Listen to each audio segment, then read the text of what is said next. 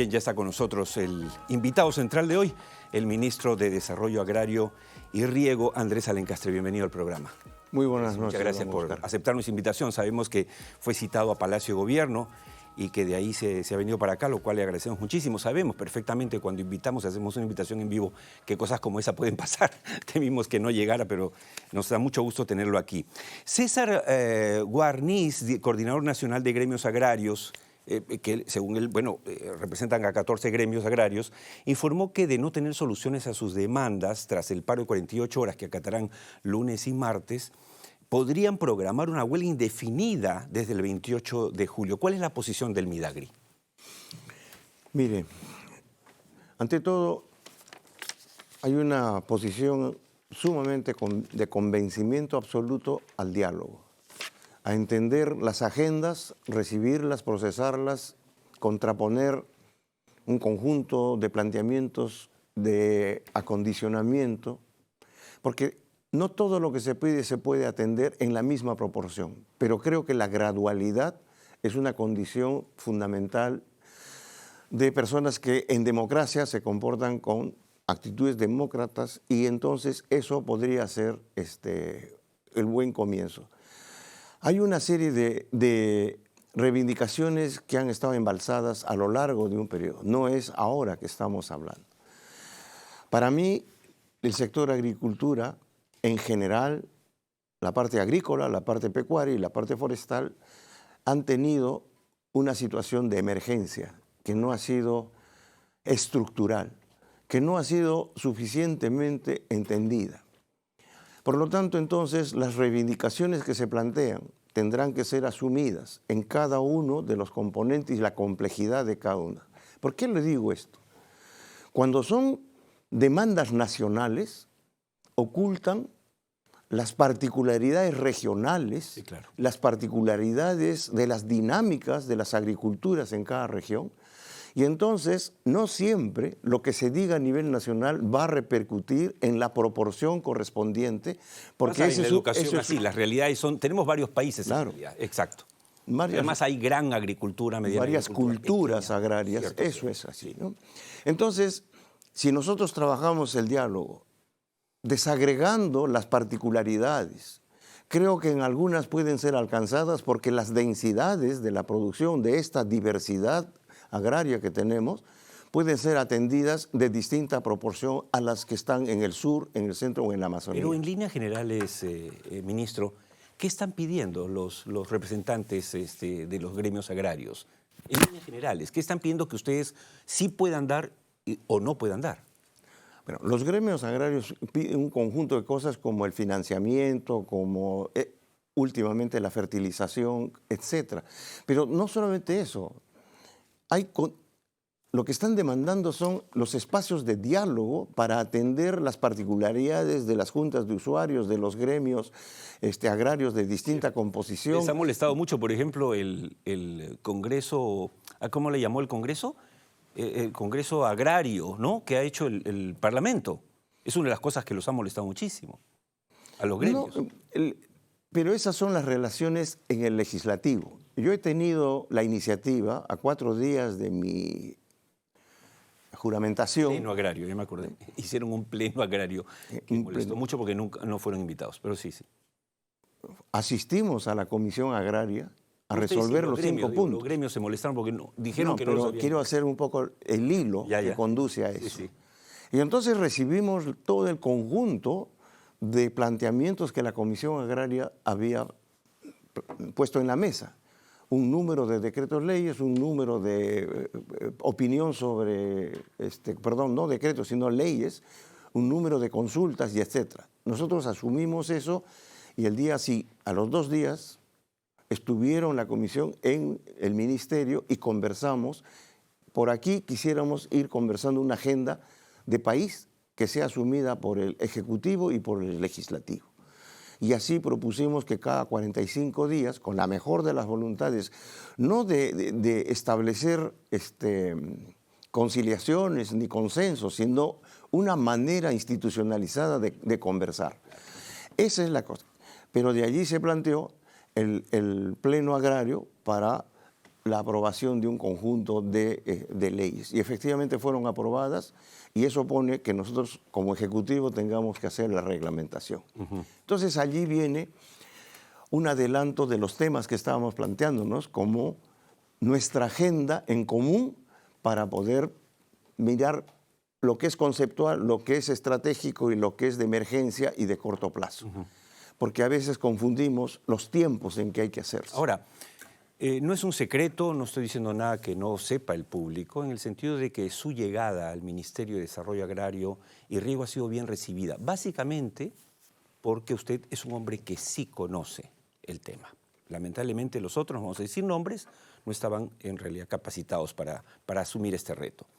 Esto es bueno porque entonces los representantes agrarios, escuché a Clímaco, el representante de Conveagro, que ha estado aquí con nosotros, hablar bien de su llegada al ministerio. Pero usted, en resumen, para cerrar este tema y no quedarnos en este único tema, ¿usted siente que existe posibilidad real de evitar que esa amenaza del paro indefinido agrario el 28 de julio sea una realidad? Nosotros estamos conversando con los ganaderos, con los distintos gremios, no hay uno solo. Está Conveagro, está la CNA, la CCP, las federaciones de café, del cacao, del arroz, del algodón. Cada uno tiene una agenda que es nacional y regional también. Las puertas están abiertas para que eso pueda ser concretado en una reivindicación del agro en general. Yo estoy aquí no para seguir administrando lo que es una crisis estructural, sino más bien para poner las piedras en este cimiento, que son acuerdos que parten desde lo local para que se estructure lo nacional, como hemos hablado, es un mosaico de culturas de la agricultura que existe acá. Entonces, lo nacional en aritmética será un X barra, un promedio, pero en la realidad, cuando uno mira a cada sitio, encuentra diferencias en los calendarios, en la implementación del ejercicio cultural de la agricultura que tenemos acá. Mire, yo no lo usted divorcio. puede asentar las bases de una manera nueva de trabajar el tema agrario, ya sería algo bastante loable. Dígame, ministro, la Contraloría General de la República finalmente influyó sobre la anulación del segundo proceso de adquisición de fertilizantes que estaba haciendo el ministerio a través de Agro Rural, obviamente previo a su llegada al ministerio, digamos, esa gestión. Pero preocupa porque entonces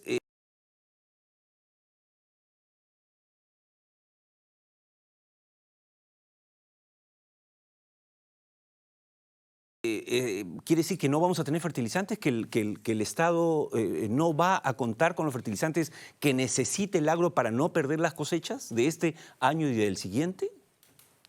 Puntualmente, ¿no? Hemos sido testigos de 2 caídas de las convocatorias correspondientes por una modalidad de adquisición, por incumplimiento con el decreto de urgencia, y uno tiene que ser respetuoso de 3 condiciones: la transparencia, la calidad y la oportunidad. Entonces, estas cosas se han mezclado en una sola, que se ha vuelto a caer, es inoperante, etcétera, etcétera. Pero tenemos tiempo. El calendario agrícola de la campaña grande realmente empieza en agosto, pero la fertilización sigue los siguientes días, porque hay que preparar la tierra para poder hacer las labores. Es mañana, ministro. ¿Ah? Pero agosto es mañana. Sí, dice usted precisamente por eso hemos decidido que la Contraloría haga su propio trabajo con toda la autonomía, y si tiene que haber otro tipo de intervenciones de las instancias de la Fiscalía, etcétera, pero que consiga. Nosotros no vamos a parar. Ahora sí, bajo mi gestión, se ha conformado un equipo de asesoría donde participan una serie de instancias que están absolutamente entrenadas, con larga historia en la adquisición de las compras internacionales, que va a dar cabida también a las nacionales vía la consorciación, y que tenemos el calendario para hacerlo, y va a llegar en condiciones sumamente al 4 y al 13. Entre el 4 y 13 de agosto debe estar implementándose toda la distribución de la urea en el país. En 3 puertos, en 57 almacenes de agrorural y con las coordinaciones con los gobiernos locales y regionales. Ahí lo que se habla es que usted está años en el sector, que no hay un registro agrario, que preocupa cómo se va a distribuir. No, al contrario. Cuando yo he llegado, hemos estado en 250,000 empadronados, productores empadronados en este padrón que es mucho más complejo que solamente la encuesta calificada que había. Ya hay un software, cada mes debemos incorporar 250,000 empadronados. De tal manera que a septiembre, estaremos con 1 millón de empadronados. Okay. Pero tenemos prioridades porque esta complejidad de tenencia de la tierra, tienes hasta 2 hectáreas, de 2 a 3, de 3 a 4 y así sucesivamente, y la población, el universo de cada segmento es bien complejo. Pero nosotros hemos puesto la atención en que la urea llegue a los que más la necesitan, y es de menos 5 hectáreas, y que usan urea. Los que no usan urea, y hay agricultores, muchísima cantidad de agricultores que no la usan y que tienen otros accesos y tienen otras respuestas, está así. Entonces, lo que estoy diciendo es urea, pero hay 7 otros... variedades. No, ¿cómo se llaman? Fertilizantes sintéticos que se usan. Unos piden más fosfato diamónico y así sucesivamente, ¿no? Ese cálculo ahora ya está cada vez más nítido. Pero lo que sí vamos a lograr, porque creo que hemos dispuesto en estos 15 días, 17 días, que tengamos ese universo sumamente registrado con una identificación digital de cada uno de los productores que permita una coordinación en tiempo real de la entrega del fertilizante, de la urea y de la aplicación de la urea. Usted, ministro, puede asegurar hoy en tierra adentro que confía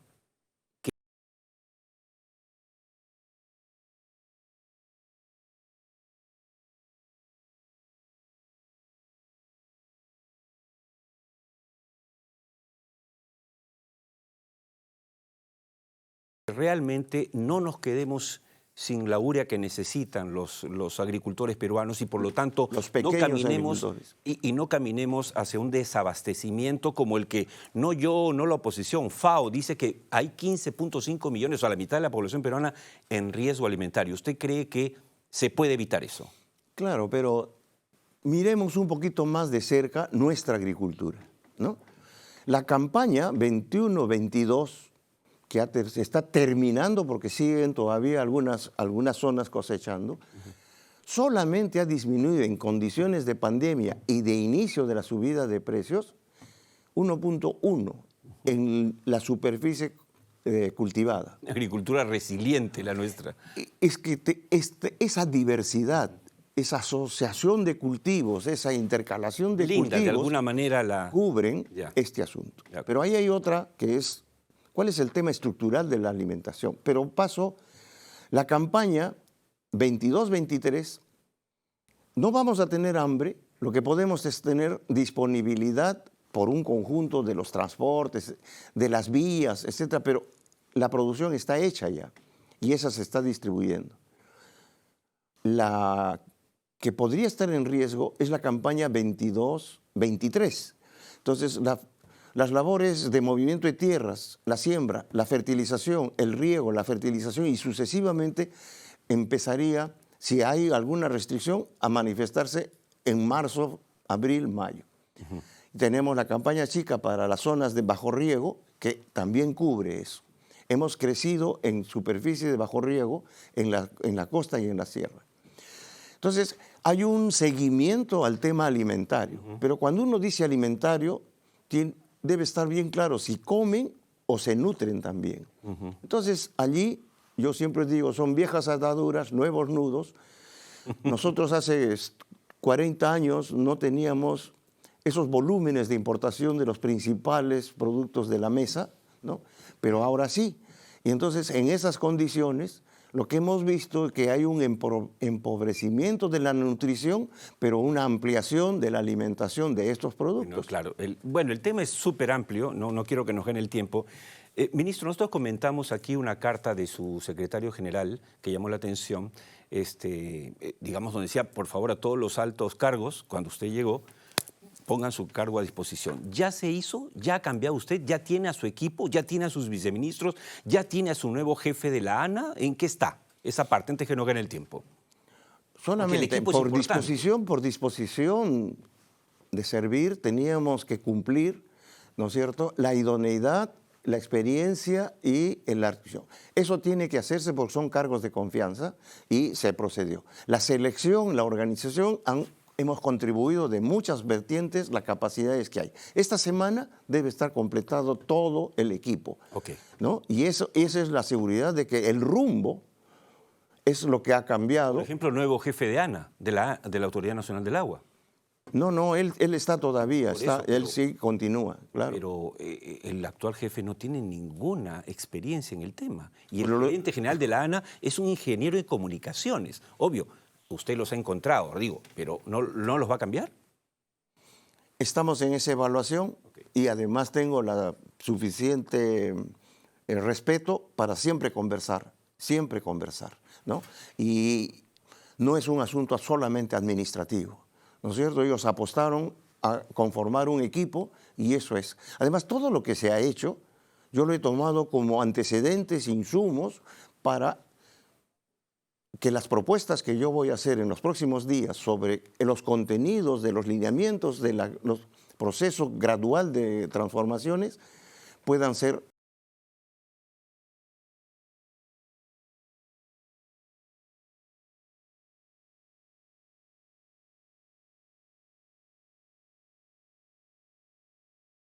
asimiladas a estas decisiones anteriores, ¿no? De tal manera que existe una continuidad con altibajos, pero una continuidad, porque estamos en un solo gobierno y estamos con una atención a las expectativas y esperanzas que se generaron en esta votación de la segunda vuelta, ¿no? Bueno, resumiendo un poco, si lo hemos entendido bien, esta conversación, por un lado, usted cree que efectivamente el diálogo que está abriendo su gestión como ministro puede permitir desactivar estos deseos de paralización. Por otro lado, nos dice que están haciendo todo para asegurar la importación de urea y su distribución para la pequeña agricultura, sobre todo. Y tercero, que ya esta semana completa el cambio de su equipo, digamos, porque a usted lo pueden haber recibido muy bien, que de hecho ha sido así, en general, la prensa, la gente, porque usted conoce el sector.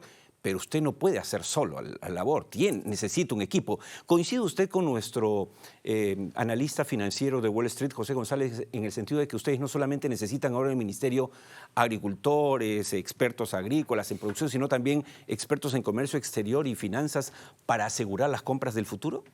Claro que sí, ese es el mundo que tenemos, no estamos en el mundo ideal. Estamos articulados con un conjunto de lazos, algunos muy buenos, otros no tan buenos.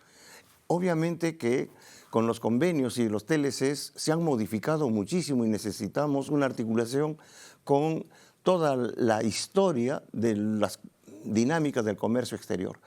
En ese sentido, la Cancillería y el Ministerio de Comercio Exterior y Turismo está involucrado en porque hemos planteado un enfoque territorial y para esto significa que mi gestión se preocupará de un proceso de transformaciones que puedan decir desarrollo agrario, rural y participativo. De tal manera que los que eran invisibles ya no lo sean, estén absolutamente institucionalizadas su comportamiento productivo y sus demandas, que no solamente son agrarias, son también de desarrollo rural, que es una cosa mucho más compleja que solamente lo agrario. Pero no puede haber desarrollo agrario sin que simultáneamente también hayan transformaciones en la estructura de la ruralidad de nuestro país. De acuerdo. Ministro, le agradezco mucho el haber aceptado nuestra invitación, la apertura al diálogo, que ojalá se diese en todo el gobierno a nivel de todo el gabinete. Cuente con este programa que acá somos muy críticos con el gobierno, como tiene que ser, pero creemos al final que hay que construir. Hay que arreglar, no nos podemos quedar en la eterna pelea entre los peruanos.